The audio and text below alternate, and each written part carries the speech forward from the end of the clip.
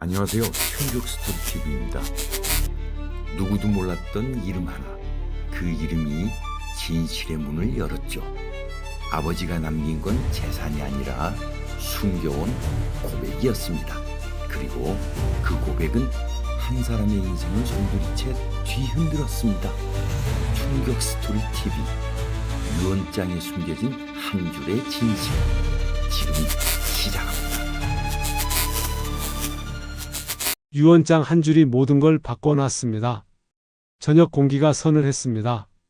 그날도 아내와 나는 평소처럼 식탁에 마주 앉아 있었습니다. 창밖에는 가을 벌레 소리가 잔잔하게 들려왔고 밥상 위로는 된장국 냄새가 은은하게 퍼졌습니다. TV에서는 뉴스 앵커의 건조한 목소리가 흘러나왔습니다. 그런데 이상했습니다. 평소 식사 시간만 되면 이야기를 먼저 꺼내시던 아버지가 그날따라 한마디 말씀이 없었습니다. 숟가락을 몇 번 들다 말고 내려놓던 아버지는 한참을 생각하더니 조용히 입을 열었습니다. 유언장 써야겠다. 순간 공기가 멎었습니다. TV 소리만 방 안에 메아리 쳤습니다. 아내가 놀란 눈으로 나를 바라봤습니다. 나도 말을 잃었습니다. 아버지, 갑자기 그건 왜요? 사람 일은 모르는 거다. 짧고 단호한 목소리였습니다. 그 말 한마디에 식탁은 그대로 얼어붙었습니다. 아버지는 다시 숟가락을 들지 않으셨고 식사가 끝날 때까지 묵묵히 밥만 뜸하게 떠 드셨습니다. 아버지는 올해 70이었습니다. 농사로 평생을 살아온 분이었죠. 손이 거칠고 말수가 적지만 속은 따뜻한 분이었습니다. 그런데 그날의 아버지는 달랐습니다. 표정이 굳어 있었고 눈빛엔 왠지 결심 같은 게 비쳤습니다. 저녁 식사 후 아버지는 조용히 방으로 들어가셨습니다. 문이 닫히는 소리가 작게 울렸습니다. 나는 TV를 끄고 식탁을 정리했습니다. 아내는 불안한 표정으로 물었습니다. 여보, 아버님 혹시 어디 편찮으신 거 아니세요? 글쎄, 그런 말씀 하실 분이 아닌데. 모르겠어요. 말은 그렇게 했지만 가슴속이 무거웠습니다. 그날 밤 잠이 오지 않았습니다. 아버지 방에서 종이를 넘기는 소리, 서랍 여는 소리, 그리고 볼펜 긁히는 소리가 들렸습니다. 그 소리들이 묘하게 규칙적이었고 마치 무언가를 꼼꼼히 적는 것처럼 들렸습니다. 무심히 흘려들으려 했지만 그 소리가 이상하게 거슬렸습니다. 유언장이라는 말이 계속 머릿속을 맴돌았습니다. 혹시 건강에 문제가 생기신 건 아닌지, 아니면 어떤 걱정거리가 있으신 건지 생각이 꼬리에 꼬리를 물었습니다. 한참을 뒤척이다가 시계를 보니 새벽 2시가 넘어 있었습니다. 아버지 방의 불은 아직 꺼지지 않았습니다. 문틈으로 희미한 빛이 새어 나왔습니다. 나는 그 빛을 보며 한참을 서 있었습니다. 문을 두드릴까 하다가 그냥 돌아섰습니다. 왠지 모르게 그 공간에 함부로 들어가면 안 될 것 같았기 때문입니다. 다음 날 아침 아버지는 늘 그렇듯 이른 시간에 밭으로 나가셨습니다. 식탁 위에는 종이 한 장이 놓여 있었습니다. 봉투에 깔끔한 글씨로 아들에게라고 적혀 있었습니다. 가슴이 철렁했습니다. 봉투를 손에 들자 종이 안쪽이 살짝 비쳤습니다. 유언장이라는 글자가 눈에 들어왔습니다. 순간 손이 떨렸습니다. 열어볼까 말까? 마음속에서 수십 번 망설였습니다. 결국 봉투를 살짝 열어보았습니다. 안에는 하얀 종이 3장이 있었습니다. 첫 장은 또박또박한 아버지의 글씨로 시작되었습니다. 유언장. 이 글은 나 박동우가 정신이 맑을 때 쓴다. 그 한 줄을 읽는 순간 가슴이 쿵 하고 내려앉았습니다. 아직 내용도 읽지 않았는데 눈앞이 흐려졌습니다. 두 번째 장을 넘기려던 순간 뒤에서 아내의 목소리가 들렸습니다. 여보, 그게 뭐예요? 나는 얼른 봉투를 접어들었습니다. 아버지께서 뭔가 남겨놓으셨나 봐요. 아내는 놀란 눈으로 나를 바라봤습니다. 그 눈빛 속에는 호기심보다 걱정이 더 짙었습니다. 그날 하루 내내 나는 일에 집중하지 못했습니다. 머릿속에는 그 유언장 생각뿐이었습니다. 혹시 누군가에게 빚을 지신 건지 아니면 재산 문제를 미리 정리하려는 건지 모르겠지만 그 글씨가 떠오를 때마다 심장이 쿵쿵 뛰었습니다. 밤이 되자 아버지는 평소처럼 조용히 방으로 들어가셨습니다. 나는 참다 못해 문 밖에서 조심스레 말했습니다. 아버지, 어제 그 종이요? 그거, 도대체 그게 뭔데요? 잠시 침묵이 흘렀습니다. 그리고 아버지의 낮고 단단한 목소리가 들려왔습니다. 괜히 신경 쓰지 마라. 시간 되면 다 알게 될 거다. 그 말이 끝이었습니다. 문틈 사이로 불빛이 조용히 흔들렸습니다. 나는 그 앞에서 한참을 서 있었습니다. 불안했습니다. 그날부터 아버지의 모든 행동이 의심스럽게 보였습니다. 전에는 늘 웃던 분이었는데 이제는 무표정하게 밭일을 하시고 집에 들어와도 대화가 짧았습니다. 무언가 마음을 굳게 먹은 사람처럼 보였습니다. 그리고 일주일 후 그 유언장이 우리 가족의 삶을 뒤흔드는 시작이 될 줄은 그때는 정말 몰랐습니다. 그날 이후 나는 평소보다 더 일찍 눈을 떴습니다. 습관처럼 거실 불을 켜고 커피포트를 올렸습니다. 그때 문득 식탁 위에 놓인 봉투가 떠올랐습니다. 아버지의 유언장. 어제 그대로 두었던 그 봉투가 여전히 그 자리에 있었습니다. 손을 뻗어 봉투를 집어들었습니다. 살짝 접힌 모서리가 눈에 들어왔습니다. 밤새 손끝이 닳도록 만지작거렸는지 종이의 끝이 약간 구겨져 있었습니다. 그 안엔 무슨 이야기가 숨어 있을까? 겁이 났습니다. 하지만 더는 미룰 수 없었습니다. 나는 깊게 숨을 들이마시고 종이를 펼쳤습니다. 유언장. 그 아래엔 아버지의 단정한 글씨로 이렇게 적혀 있었습니다. 내가 가진 재산은 집과 밭, 그리고 약간의 저축이다. 집은 큰아들, 밭은 작은 아들에게 물려준다. 여기까지는 예상할 수 있는 내용이었습니다. 그런데 그 아래 내 눈을 멈추게 한 한 줄이 있었습니다. 저축의 절반은 김미정에게 준다. 김미정. 익숙하지 않은 이름이었습니다. 가족 중에도 친척 중에도 그런 이름은 없었습니다. 순간 머리가 멍해졌습니다. 볼펜 자국이 선명한 그 글씨를 여러 번 읽었습니다. 김미정에게 준다. 아버지가 직접 쓴 글씨임이 분명했습니다. 누굴까? 혹시 아버지의 오래된 친구? 아니면 과거에 도움을 준 누군가? 생각이 꼬리에 꼬리를 물었습니다. 그때 마침 방문이 열리며 아버지가 들어오셨습니다. 나는 순간적으로 종이를 접어들었습니다. 하지만 이미 늦었습니다. 아버지의 시선이 그 봉투에 머물렀습니다. 봤구나. 조용하지만 묘하게 날카로운 말투였습니다. 나는 어색하게 웃으며 말했습니다. 네, 아버지, 그냥 잠깐만요. 걱정돼서요. 아버지는 나를 똑바로 바라보았습니다. 그 눈빛에는 감정이 섞이지 않았습니다. 괜히 오해하지 마라. 다 이유가 있다. 김미정이라는 분 누굽니까? 아버지는 대답하지 않았습니다. 잠시 창밖을 바라보다가 천천히 말씀하셨습니다. 그 사람은 나한테 빚진 게 아니라 내가 평생 갚아야 할 사람이야. 그 말의 의미를 도저히 알 수 없었습니다. 묻고 싶었지만 더는 말이 나오지 않았습니다. 아버지는 방으로 들어가 문을 닫았습니다. 그리고 그날부터 가족 사이엔 묘한 긴장감이 흐르기 시작했습니다. 아내는 조심스레 물었습니다. 그 김미정이라는 분 혹시 여자분이에요? 나는 대답하지 못했습니다. 나조차도 마음 한구석에 그런 의심이 스쳐갔기 때문이었습니다. 며칠이 흘렀습니다. 아버지는 여전히 평소처럼 밭에 나가셨고 우린 아무 일 없다는 듯 하루하루를 보냈습니다. 하지만 그 이름이 내 머릿속에서 떠나질 않았습니다. 어느 날 저녁 밭에서 돌아오신 아버지는 식탁 위에 낡은 상자를 올려놓으셨습니다. 이건 내 물건이다. 괜히 열지 마라. 상자에는 자물쇠가 달려 있었습니다. 아내가 그걸 보며 속삭였습니다. 여보, 혹시 그 안에 유언장 관련된 게 더 있는 거 아니에요? 나는 대답 대신 한숨을 내쉬었습니다. 그때는 몰랐습니다. 그 상자 안이 우리 가족의 평화를 송두리째 흔들게 될 줄은. 며칠 후 아버지는 갑자기 병원에 입원하셨습니다. 몸이 불편하다며 스스로 걸어 들어가셨죠? 하지만 그 얼굴엔 이상할 만큼 담담한 표정이었습니다. 입원 당일 밤 나는 병원에 찾아갔습니다. 아버지는 침대 머리맡에서 미소를 지으며 말했습니다. 내일 아침에 변호사가 올 거다. 그 사람이 나 대신 설명해 줄 거다. 그 말을 끝으로 아버지는 눈을 감았습니다. 깊은 잠에 드신 줄 알았지만 그게 아버지의 마지막 대화였습니다. 그날 새벽 병원에서 걸려온 전화 한 통. 보호자분이시죠? 아버님이 돌아가셨습니다. 손에서 휴대폰이 떨어졌습니다. 시간이 멈춘 듯 했습니다. 아버지는 그렇게 말 한마디 남기지 못한 채 세상을 떠나셨습니다. 장례를 치르는 내내 나는 멍한 상태였습니다.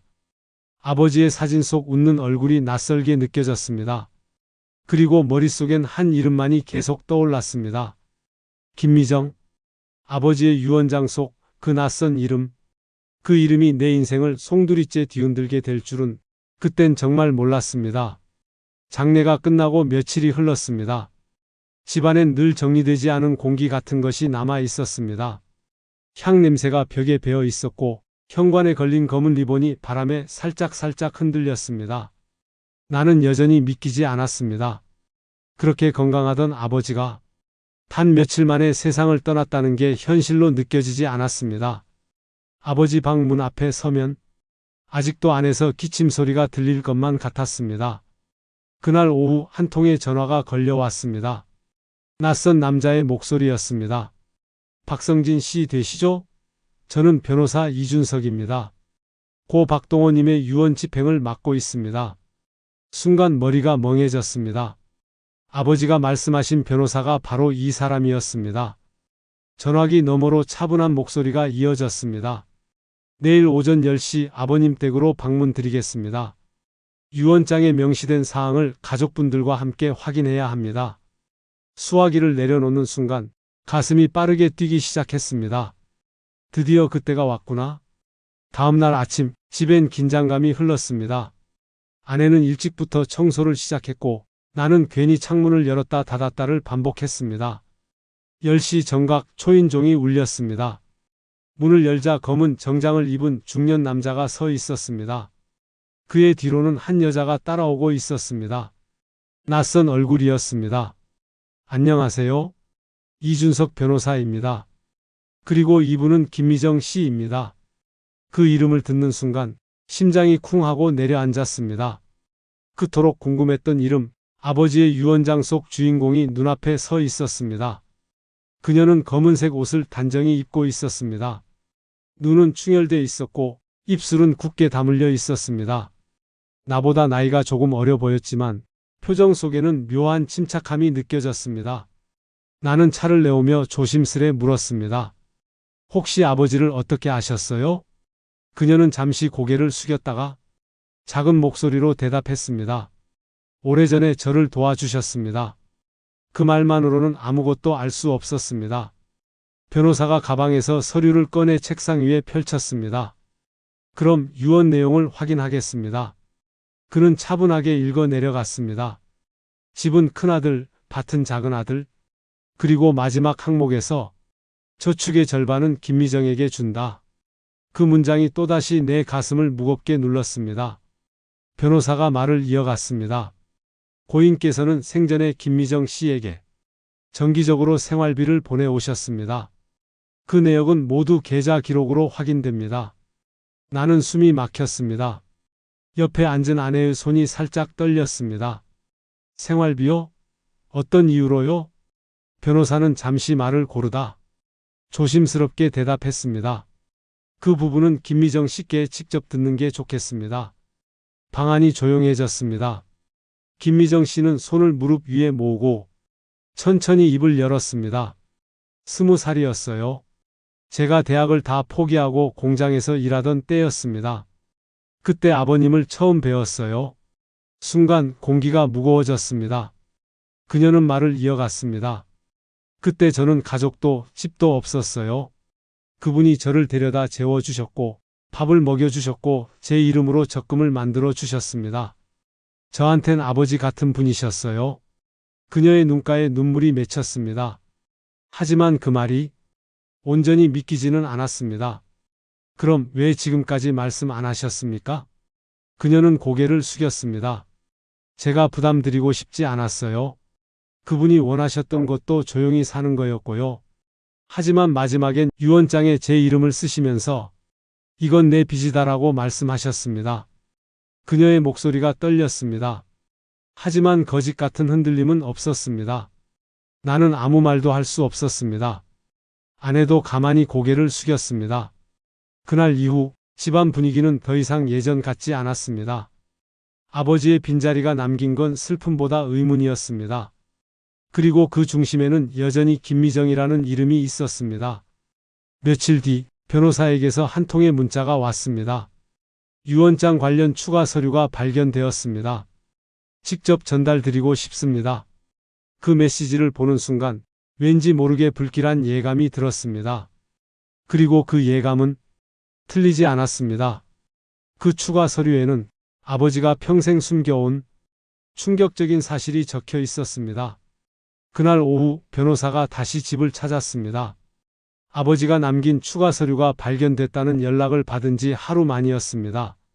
그는 무거운 표정으로 검은 가방을 들고 현관으로 들어왔습니다. 박성진 씨, 잠시만 시간을 내주시겠습니까? 나는 고개를 끄덕였습니다. 아내와 김미정 씨도 함께 거실에 앉았습니다. 변호사는 가방에서 흰색 봉투 하나를 꺼냈습니다. 봉투엔 아버지의 글씨로 이렇게 적혀 있었습니다. 두 번째 유언장 절대 공개하지 말 것. 그 문구만으로도 심장이 철렁했습니다. 변호사는 조심스럽게 말을 이었습니다. 이 서류는 고인께서 사망 3일 전에 직접 작성하신 겁니다. 법적으로는 첫 번째 유언보다 나중에 효력이 발생합니다. 나는 숨을 삼켰습니다. 변호사는 봉투를 열고 서류를 펼쳤습니다. 종이 위엔 여전히 또박또박한 아버지의 글씨가 있었고 첫 줄엔 이렇게 적혀 있었습니다. 이 글은 내 마지막 고백이다. 순간 방 안의 공기가 무겁게 내려앉았습니다. 변호사는 읽기 전에 잠시 내 얼굴을 바라봤습니다. 나는 고개를 끄덕였습니다. 내가 젊었을 때 한 여자를 만났다. 그 여자는 나보다 12살 어렸다. 세상이 뭐라 해도 나는 그 여자를 사랑했다. 그 문장을 듣는 순간 김미정 씨가 고개를 숙였습니다. 그녀의 어깨가 작게 흔들렸습니다. 아내가 놀란 표정으로 나를 바라봤습니다. 나는 숨을 고르며 계속 들었습니다. 그 사랑은 오래가지 못했다. 나는 가정을 지켜야 했고 그녀는 조용히 떠났다. 하지만 그 여자는 내 아이를 낳았다. 모든 것이 얼어붙었습니다. 머리가 하얘졌습니다. 변호사의 목소리는 여전히 차분했지만 그 문장 하나하나가 벼락처럼 가슴을 때렸습니다. 그 아이가 바로 김미정이다. 순간 방 안의 시간이 멈춘 것 같았습니다. 아내가 손으로 입을 가렸습니다. 나는 멍하니 김미정을 바라봤습니다. 그녀는 고개를 들지 않았습니다. 눈물이 조용히 떨어지고 있었습니다. 나는 젊은 날의 잘못을 평생 가슴에 묻고 살았다. 하지만 죽기 전에 그 아이에게 아버지라는 말을 한 번쯤 듣고 싶었다. 그것이 나의 마지막 소원이다. 아버지의 글씨는 마지막 문장에서 미세하게 떨려 있었습니다. 잉크가 번진 흔적이 그날의 감정을 그대로 전하고 있었습니다. 나는 숨을 내쉬지 못했습니다. 눈앞의 글자가 흐릿해졌습니다. 그동안 내가 몰랐던 아버지의 삶, 그 속에 숨겨져 있던 비밀이 눈앞에 펼쳐지고 있었습니다. 김미정 씨가 조용히 일어섰습니다. 제가 죄송합니다. 이런 일이 될 줄 몰랐어요. 그녀의 목소리는 떨렸습니다. 하지만 거기엔 한 조각의 연민도 변명도 없었습니다. 그저 오랫동안 억눌렀던 진실이 무너져 내리는 듯한 울림이 있었습니다. 나는 자리에서 일어나 말했습니다. 그럼 왜 이제야 말하셨습니까? 그녀는 눈물을 훔치며 대답했습니다. 아버님이 원하셨어요. 내가 죽기 전까진 말하지 말라. 가족을 지켜야 한다고요. 그 말을 듣는 순간 나는 아버지의 얼굴이 떠올랐습니다. 항상 말수가 적고 무뚝뚝했지만 속으로는 늘 무언가를 감추고 있던 그 표정. 변호사는 조용히 서류를 접어 봉투에 넣었습니다. 그리고 내게 건넸습니다. 이건 공식 기록으로 보관해야 하지만 가족이 원하신다면 개인적으로 간직하셔도 됩니다. 나는 봉투를 손에 쥐었습니다. 종이에 따뜻한 온기가 느껴졌습니다. 마치 아버지의 손이 내 손 위에 포개진 듯 했습니다. 그날 밤 나는 잠을 이룰 수 없었습니다. 아버지가 평생 짊어지고 살았던 비밀, 그리고 그 비밀이 지금 내 앞에 남긴 현실이 가슴을 눌렀습니다. 새벽녘 김미정 씨에게서 메시지가 왔습니다. 죄송합니다. 내일 아침 마지막으로 찾아뵙고 싶습니다. 나는 잠시 망설이다가 답장을 보냈습니다. 오세요. 아버지도 그걸 바라셨을 겁니다. 다음 날 그녀는 조용히 찾아왔습니다. 검은 옷차림에 손에는 흰 국화를 들고 있었습니다. 아버지의 영정 앞에 앉아 한참을 울었습니다. 소리 없는 울음이었지만 그 울음에는 세월이 묻어 있었습니다. 그녀는 나를 바라보며 말했습니다. 이제야 아버지라고 부를 수 있을 것 같아요. 나는 아무 말도 하지 못했습니다. 그녀의 눈빛에는 진심이 담겨 있었습니다. 아버지는 이미 세상에 없었지만 그날 그의 또 다른 딸이 처음으로 아버지를 불렀습니다. 나는 그 장면을 잊을 수 없었습니다. 그날의 눈물, 그날의 공기, 그리고 내 안에서 뒤늦게 피어난 용서의 감정까지. 그날 이후 우리 가족의 시간은 다시 흘러가기 시작했습니다. 하지만 나는 알고 있었습니다. 이 이야기는 아직 끝나지 않았다는 것을.